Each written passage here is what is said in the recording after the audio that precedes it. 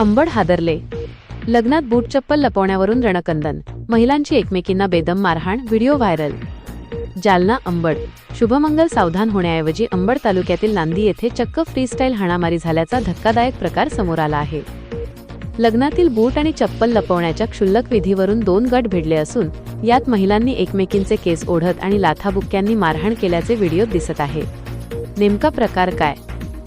विवाह सोहळा रंगात आलेला असताना नवरदेवाचे बूट आणि नवरीची चप्पल लपवण्यावरून थट्टा मस्करी सुरू होती. मात्र या मस्करीचे रूपांतर काही वेळातच रागात झाले.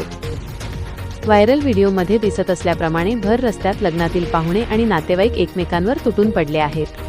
विशेष म्हणजे महिलांची संख्या यात मोठी असून त्या एकमेकींना बेदम मारहाण करताना दिसत आहेत. दागिने लांबवल्याचा आरोप.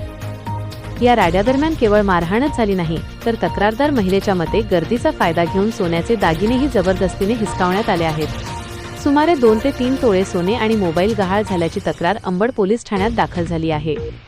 पोलिसांत गुन्हा दाखल. या प्रकरणी पोलिसांनी 10 ते 12 जणांविरुद्ध गुन्हा दाखल केला असून पोलीस अधिक तपास करत आहेत.